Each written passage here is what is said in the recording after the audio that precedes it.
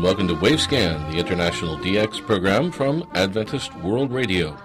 Researched and written by Dr. Adrian Peterson in Indianapolis and produced in the studios of shortwave station WRMI in Miami. I'm Jeff White. Today on Wavescan, 100 Years of Wireless and Radio in Bulgaria, Part 2, Early Radio Broadcasting. Focus on Africa, Liberia, and our Philippine DX report.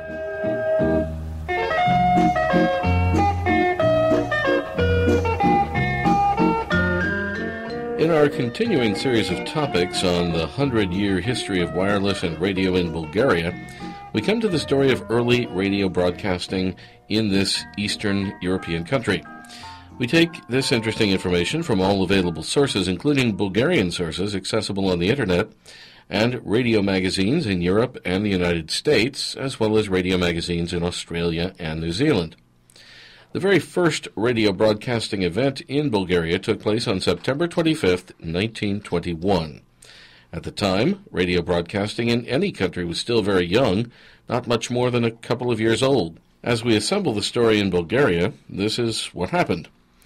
The radio event was announced in advance. The German radio station at Nauen, out from Berlin, planned the broadcast of a radio program in German and Russian. According to the available information, engineers in Bulgaria modified a Morse code transmitter in a building near the railway station in Sofia.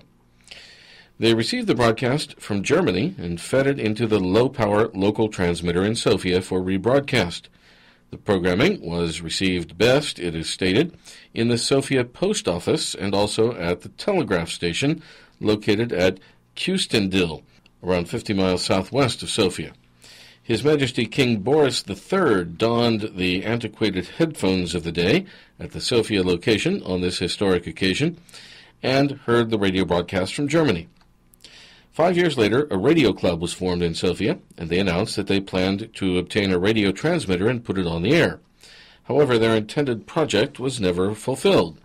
That was in 1926. Then around 3 years later, plans for two separate radio broadcasting stations were implemented somewhat simultaneously. The first of this pair of radio organizations was a group of military technicians at the local military barracks in Sofia. Under the initiative of George Volkov, they built a simple radio transmitter using two Marconi valves at 80 watts each. The transmitting antenna was a regular wire receiving antenna, 160 feet long and 30 feet high. Electric power for this new facility was provided by a generator attached to a petrol motor. At 9 a.m. on Sunday, November 24th, 1929, this new Radio Sofia was launched on 1429 kilohertz medium wave, though the operating frequency was changed to 857 kilohertz soon afterwards. This first historic inaugural broadcast was composed of recorded music with occasional announcements. A few weeks later, on December 13th, a somewhat regular programming schedule was introduced with evening broadcasts, usually 3 times each week. This era of radio broadcasting in Bulgaria was under the patronage of Professor Asen Zlatarov. As time went by, additional planned programming was presented on air, including agricultural information, children's hour, sports, and language lessons. A few months after the first station, Radio Sofia, was launched, a planned meeting was held for the formation of another radio broadcasting station, Rodno Radio, Homeland Radio. That was on March 30th, 1930. 6 weeks later, the usage of a building at 3 Benkovsky Street was granted to the new Rodno Radio, and they installed their studio and transmission equipment on the second floor. The electronic equipment came from the 1st Engineering Battalion of the Bulgarian Army. This new Rodno Radio, the second radio broadcasting station in Sofia, was inaugurated at 6 p.m. on June 15th, 1930, also a Sunday. Subsequently, the 2-hour programming was on the air 2 or 3 times a week, with 2 kilowatts on the long-wave channel, 105 kilohertz, and it was heard by listeners living in nearby towns with the use of crystal set receivers. On June 6th of the following year, 1931, the name of Rodno Radio was changed to Radio Sofia, apparently indicating the amalgamation of the 2 different radio stations. At the end of that same year, December 31st, His Majesty Tsar Boris III made his first radio broadcast in honor of New Year's Day. A new broadcast transmitter for capital city coverage on 1187 kilohertz was installed at Pavlova during the year 1934. And on January 25th of the following year, 1935, the radio broadcasting station was nationalized and taken over by the government by order of King Boris. Construction work on a new studio building began in 1938 at 4 Dragan Sankov Boulevard, though this facility was not completed for several years.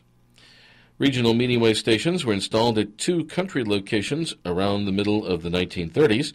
These were Varna, with 15 watts on 1276 kilohertz in 1934, and soon afterwards it increased to 2 kilowatts. And Stara Zagora, with 2 kilowatts on 1402 kilohertz in the year 1936. All 3 of their medium wave stations were incorporated into a radio broadcasting network on May 21st, 1936, with regular relays from the headquarters station in Sofia. It was on Wednesday, October 13th, 1937, that a huge new medium wave station was officially dedicated at Vakarel, 15 miles southeast from Sofia, for nationwide coverage from the one location. Test broadcasts began 6 weeks later on November 17th with 100 kilowatts on 850 kilohertz. At the time of construction, the Blaunox radio tower at 705 feet was the second tallest man-made structure in the world and the tallest in Europe. To this day, it is still the tallest in Bulgaria. On the next occasion, when we take another look at the radio scene in Bulgaria, we will focus on the early shortwave developments in their country.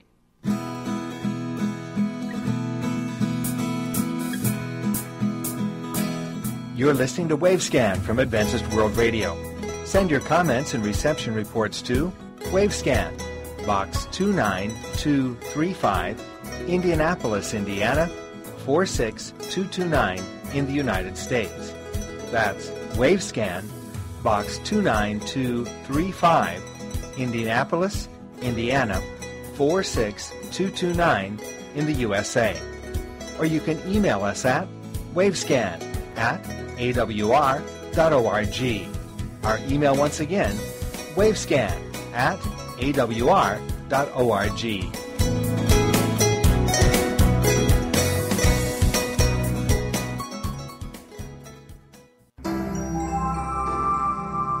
Wavescan presents Focus on Africa, a year-long series of reports about shortwave broadcasting and listening on the African continent.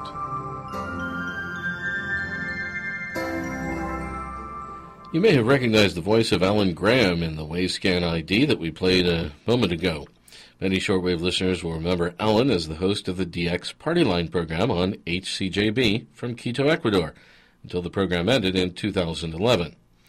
Alan now teaches radio production classes for HCJB at schools and stations in many countries. He's currently doing so in Liberia, West Africa. Recently, Alan Graham stopped by our Wavescan studios here in Miami en route from Ecuador to Liberia, and we had a chance to talk with him about his work in Liberia. Alan, you've been to Liberia, 3 times now? Correct. Okay, and what is the project that you've been working on there? Well, HCJB, through our Sub-Sahara Africa office in Ghana, works with a number of different organizations in West Africa. And one of our partners is the ABC University, or African Bible College University, which is in Yakepa. It's about 7 hours inland from Monrovia, the capital. And at ABCU, they have a mass communications department.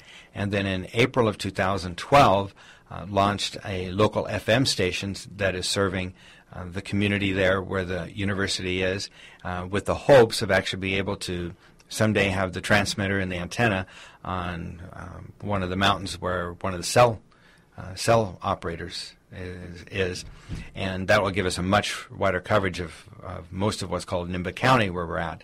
So we partner with ABC University, with the mass communications, and then also with Life 95.7, which is the radio station there. Okay, so it's a local FM now. How much power is it running? Running 600 watts. 600 so watts, okay. It's a rather modest broadcast station. But how big is this town? Yekepa is a town of about 15,000 people, so we're covering all of Yekepa, and then we still cover was probably about a 20-kilometer radius even from there. Mm-hmm. So, and that's just using the antenna, which is right there on the campus. Not a whole lot of height, and still we really get obviously good signal into that area. And what kind of programming is on the station? Well, the students are the ones that produce the programs. We're actually using some programs that come in from two of the other ABC campuses in Malawi and Uganda. We get some programs in from there, but it's basically just a lot of music. When we did the research in 2012, looking to, because before the station went on the air, we needed to find out who our potential listeners would be and what kind of background they have. We found that there were 16 different languages that were listed as first languages among our listening audience, and then a number also as the second language. Now, English is the most common language, so that's what most of the broadcasts are in, but still we have other short segments that are done in the majority of the other tribal languages, and even some in French, because where we are, it's literally a 30-minute walk from the campus to the border going into Guinea. And so we get a pretty good signal into one of the communities that's just on the other side of Guinea. Interesting. So, if you're familiar biblical to the terms of a Tower of Babel, we basically have it all right there at Life 95.7. All right. Is there religious content then on the station? Or? Yes, there is. Yeah. But again, most of what we're doing locally is more music, because, again, from what we did in our research, that's what people wanted the most, was music. And so that's what we try and give them. And then also now trying to develop how we can do more news content, either get news from Monrovia or news from other services that are widely developed outside of the Monrovia area. And so it's a bit of a challenge, but we also know that that's one of the needs. And so that's one of the other areas that we're working on. What is the current political status of Liberia these days? I mean, it's had some problems in the past, but I understand it's more stable these days. Definitely much more stable. The president was reelected for a second term. The inauguration was in January of 2012. So I think the fact that you have an incumbent president that was reelected to be able to continue to serve, if I remember correctly, they're 5-year terms, and shows that there is that stability coming into the country. There's still not necessarily the economic investments from outside of the country. I think a number, those investors are still looking to make sure that stability is coming there. The United Nations still has, Armed Forces still has presence throughout the country. And so when you go to different places, you can always see that.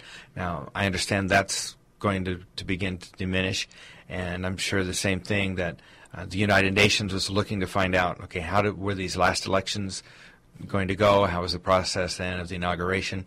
And all that really went quite smoothly, and so now they can begin to retreat also. Are there any shortwave stations in Liberia now? Well, ELWA, E-L-W-A, was broadcasting on shortwave. They're, at least at last report, were off the air because of transmitter problems, but their desire is to be able to get that transmitter back online. Even last year they had problems just with the FM because it was in late 2011 when there was a fire there at the studio and took out their FM. So their priority was to get that FM signal back up for the Monrovia area, and their desire is to then be able to have shortwave back on the air too.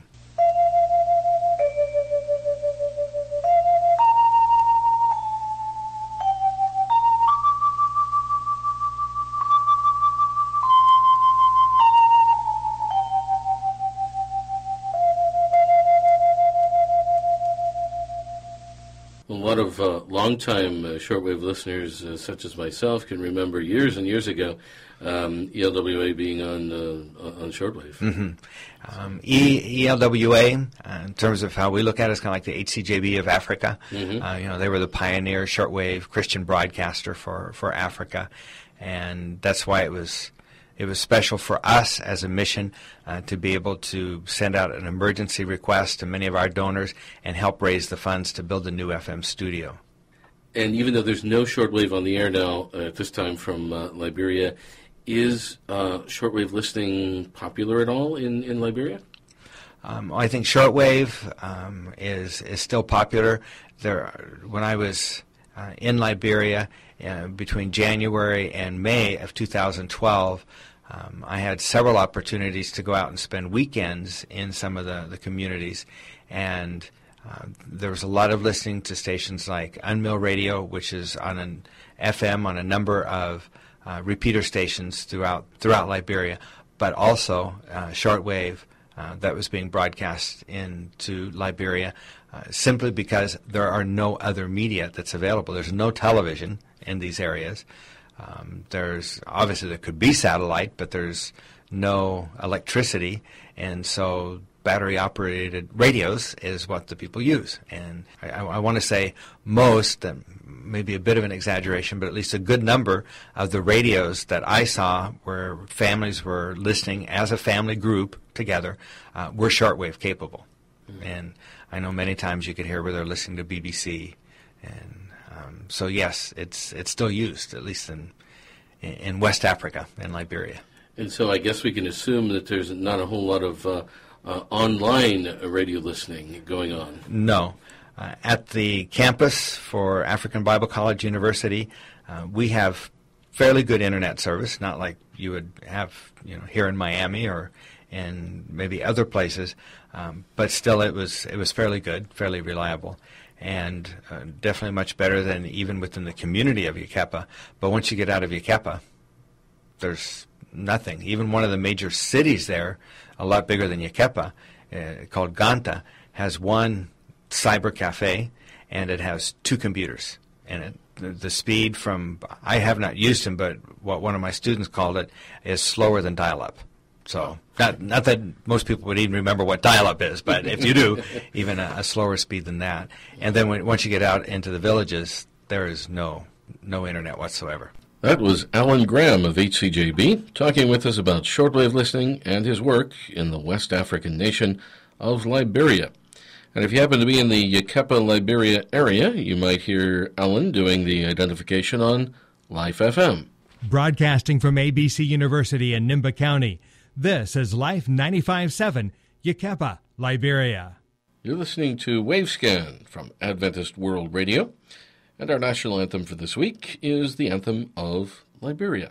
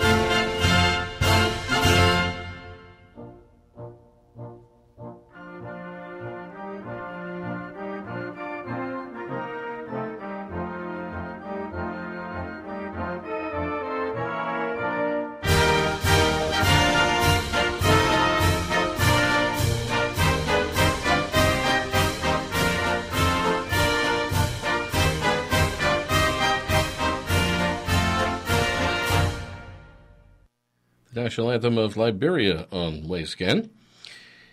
And next we go to the Philippines with our DX report from Henry Umaray.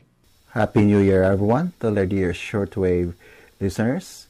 Good evening, good morning, wherever you're welcome to the January 13th edition of the Philippine DX News. This is report number 71.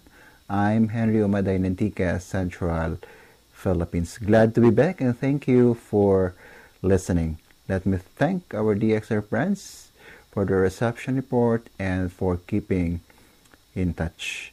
B12 schedule Radyo Pilipinas Overseas Service, 1730 to 1930, 9395, 11720, and 15190 kHz. Vatican Radio in English to Asia, 0140 20200 7410 and 9560 kHz. KTWR Transworld Radio, 0850 to 0930 15200, Monday to Friday, 1000 to 1030, 11840, Monday to Saturday, 14 to 1535, 15225 kHz daily. Adventist World Radio in various Philippine languages, Tagalog, Ilonggo, Cebuano, and Ilocano, 1030 to 1100, 17540 kHz. WYFR Family Radio in English, 1000 to 1100, 9465, 1300 to 1400, 11540, and 14 to 1535, UTC 15225 kHz. Reception logs for December 2012. December 1, Voice of America on 15150 in English at 2210, SIO 444. December 4, HJB Global, Australia on 15340 in English at 1500, SIO 443. December 6, KBS World Radio on 9640 in English at 1610, SIO 555. December 6, China Radio International on 11955 in Filipino from Beijing at 1030, SIO 444. December 7, Adventist World Radio on 15255 in English from Trincomalee at 1530, SIO 333. December 8, Voice of Mongolia on 9655 in English from Mulaan Batar at 1531, SIO 333. December 8, Radio Thailand on 9720 from Odantani in English at 1250, SIO 444. December 10, Radio Exterior de España on 11910 from Noblejas in Spanish at 1230, SIO 443. December 10, Radio Kuwait Filipino Service on 15540 from Cab at 1045, SIO 443. December 13, Voice of Russia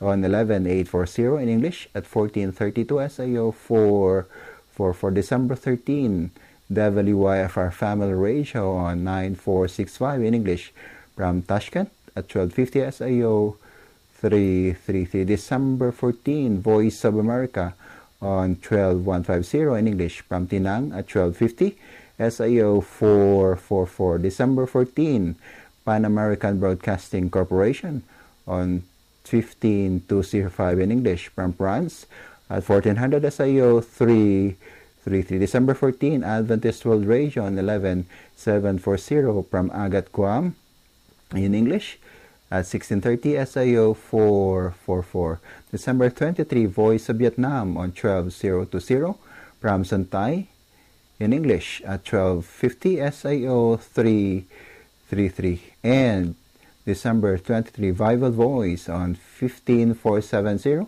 in English at 1440, SIO 333.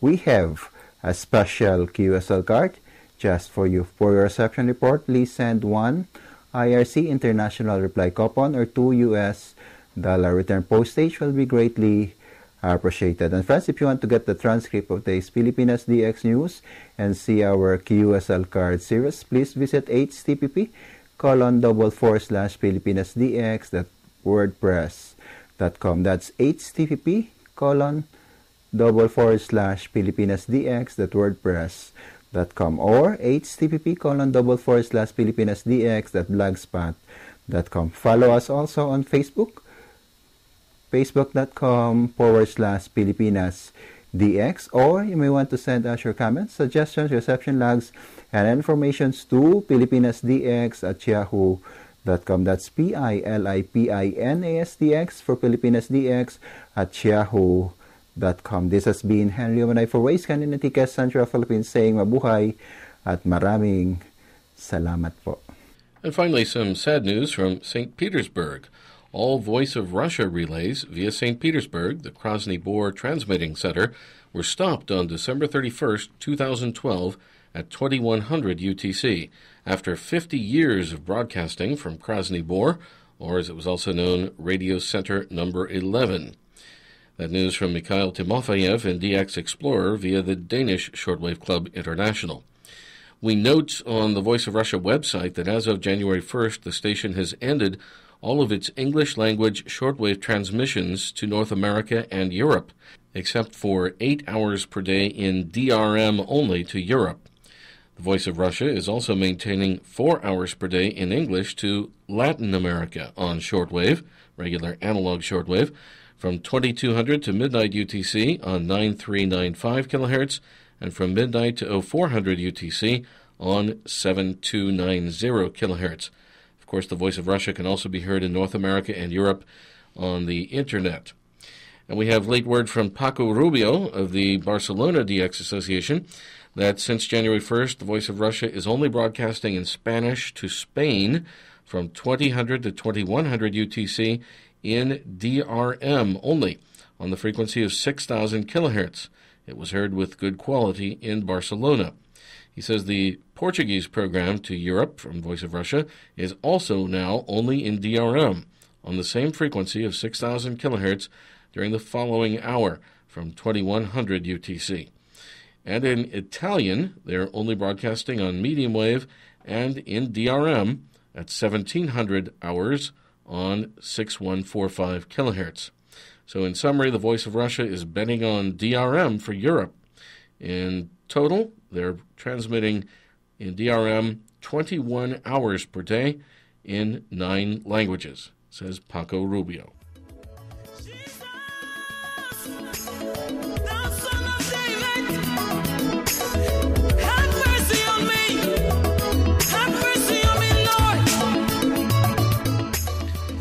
Maren Cassell ends our program today with some Liberian gospel music. Thanks for listening to Wavescan, the weekly DX program from Adventist World Radio, researched and written by Adrian Peterson in Indianapolis. Next week, the final episode in the story of radio broadcasting in Afghanistan, the story of the Indian shortwave transmitter, also European perspective, and our Bangladesh DX report. If you'd like a Wavescan QSL card, you can send your reports to Wavescan, Box 29235, Indianapolis, Indiana, 46229, USA. That's Wavescan, Box 29235, Indianapolis, Indiana, 46229, USA. Our email address is wavescan@awr.org. We'd like to hear from you at wavescan@awr.org. I'm Jeff White at WRMI in Miami. Till next week, good listening, everyone.